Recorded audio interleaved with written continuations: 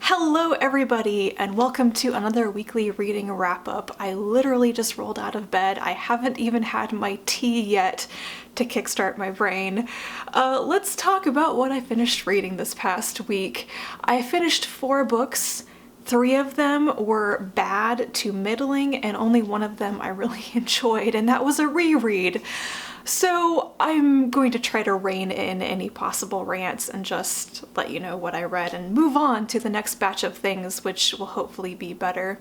So the one read this past week that I thoroughly enjoyed was my reread of Penric's Fox by Lois McMaster Bujold.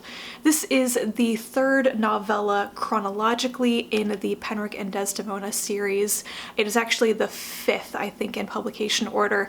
I've enjoyed it so much more when I've read it in chronological order. It takes place a little less than a year after Penric and the Shaman, and Oswell and Inglis are the 2 recurring characters in it. So it's kind of like you get 2 back-to-back detective stories in the series, and I just really enjoy that.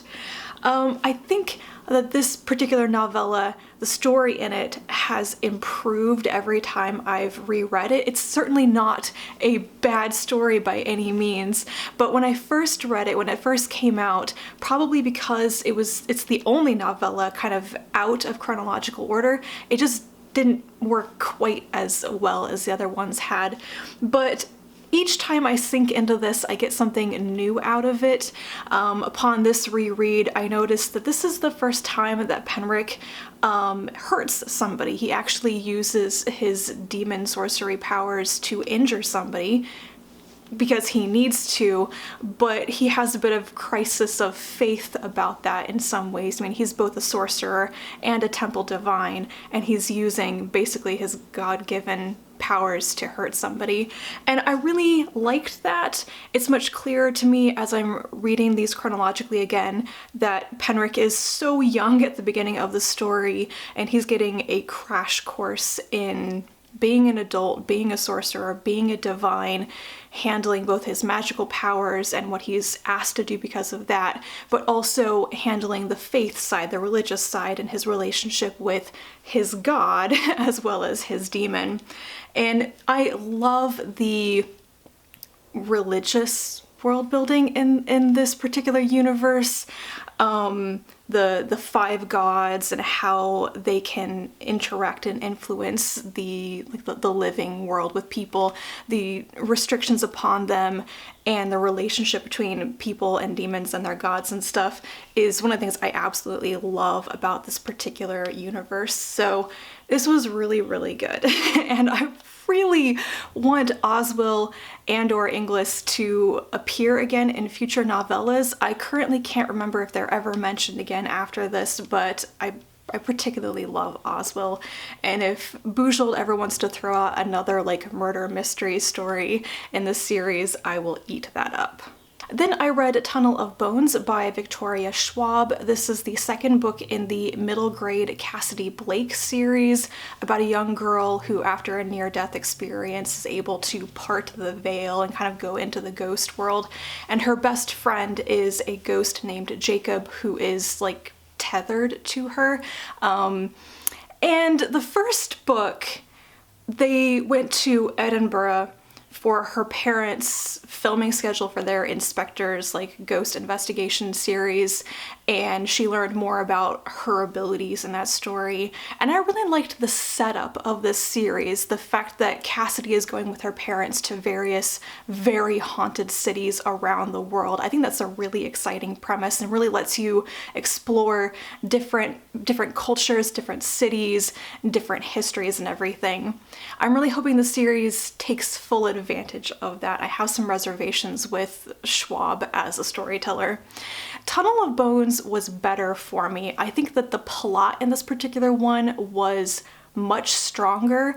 I thought the plot of the first book, I can't remember the name of that first book, that it was too easily resolved. It went by so quickly and then it was over, and I was like, no, nobody had to work really hard for that one. The second book was a lot better in that case. I felt like there was a genuine problem that was difficult to solve, and Cassidy did a lot of it by herself or with Jacob rather than somebody else coming in and doing it for her. So I liked that. However, there's just something about it that doesn't super click with me.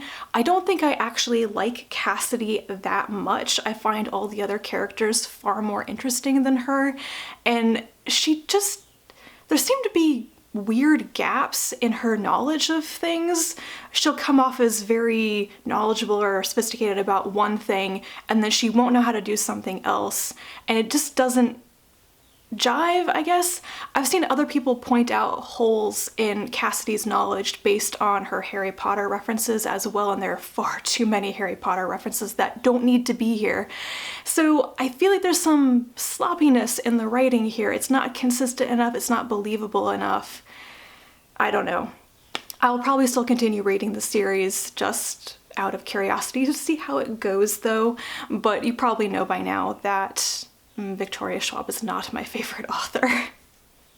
So that out of the way. After that, I finished another so-so book, and that is The Pride of Chenor by C.J. Cherryh. This is an omnibus of 3 of the Chanur novels, so I only read the first third of it or so for the very first book. I think that the Chanur novels are kind of set in the same world as the Alliance Union novels. I think there's a tenuous connection there. The way it's written, the feel of it, certainly it feels related. The main character of this novel is Penric Chanur, who is Hani. It's a species, these like lion people. So we follow the story from the Hani perspective, from Penric's perspective. She is the captain of a Hani ship called the Pride of Chenor.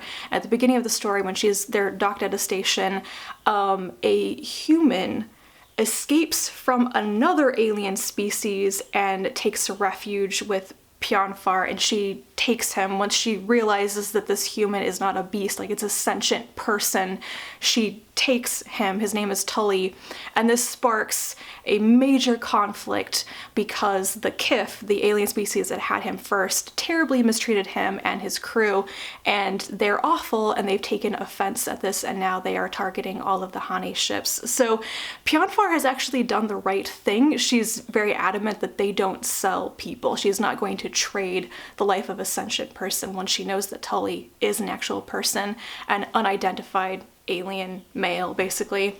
But it brings down a bunch of trouble on her species, and it basically throws the trade compact in the area into disarray. All of the various alien species relied on this compact, and now it's starting to shatter somewhat because the Kif are awful. So I think that the setup is interesting, but the first 2/3 of this book just didn't interest me. I started reading this back in March. It took me about 2 months to read it, and it's only 228 pages long. I think the problem is more with me, and that I was just really struggling with reading a book that is not particularly happy. It has that kind of depressed feel to it that a lot of Cherryh's novels have for me. And even though I thought people were for the most part behaving ethically and the right way and everything, it was just difficult going. The last third or so, I became much more interested in it. Action was actually happening. But once again, I noticed that Cherryh perhaps is not the best at writing action scenes. There's this whole sequence where Penric and her crew go back home to basically quell I think it's a family rebellion, like a coup within her own clan. I have no idea what happened. I have no idea how it was resolved. I was very confused about what was actually happening and how anything was stopped. It just left me very puzzled, and perhaps that's my attention wavered too much, but there's just something about this book that didn't super click with me. I may go on to read the other 2 books in this omnibus. My library is open, sort of, with curbside pickup, but they actually said don't return books until you absolutely have to. So I'm gonna have this omnibus until June. I might as well try reading the next couple of books if I feel up to it. But for right now, I'm gonna move on to some things that I know will make me happy rather than stress me out. And the very last thing I have to mention today is the book I kind of hated. This is Supernova Era by Cixin. It's translated into English by Joel Martinson. I basically hated this book. I was appalled by the story and just everything about it. It's about a star, a hitherto unknown star near Earth goes supernova. It bathes the Earth in radiation and it kills all the adults, anyone over the age of 13. And they have about a year to prepare the world to be handed over to the children. So the Supernova Era is the children's era, basically, when all the adults are dead and children are in charge of everything. I've never read The Lord of the Flies. I don't want to because it sounds like an awful book, but I kept seeing other reviewers commenting that this was basically Liu Cixin's version of Lord of the Flies, and I can see that. I have so many problems with this book. I think it is, as a science fiction novel, it fails because the science is laughably wrong. It's just, I could never suspend my disbelief because the initial premise, like a supernova going off and it killing all the adults and everything, this is actually kind of backwards from what I think actual science has told us. It's just very unbelievable. And then I felt like I was reading a bunch of racist propaganda. I mean, this plays into some really offensive and hurtful stereotypes of any non-Chinese nation that's mentioned in it. Wow, some of it was just breathtakingly bad. So I was just feeling very irked because I felt like I was reading Chinese propaganda, and then I started to feel like what it was saying about people and what it was saying about children was just toxic and wrong. I mean, if you're an adult and you know that you are going to be dead in like 10 months, what would you do to help your 5-year-old child survive? Would you show them how to use nuclear bombs and submachine guns? Or would you dismantle all your weapons, all of your dangerous factories and machineries and nuclear power plants, and teach them how to feed themselves? What the story tells you is that the entire world, the adults basically go, we're gonna die, here's all of our weapons, here's how to kill each other in warfare, defend yourselves, sayonara, we're out of here. So most of the story is a gruesome depiction of children deciding to start World War III for fun. It's basically the Hunger Games, but it's supposed to be fun and thrilling. I was appalled. I was aghast. I finished it mainly because I was listening to it on audiobook. It isn't actually that long, and I just got to the end and was like, wow, I wish this book had never been written.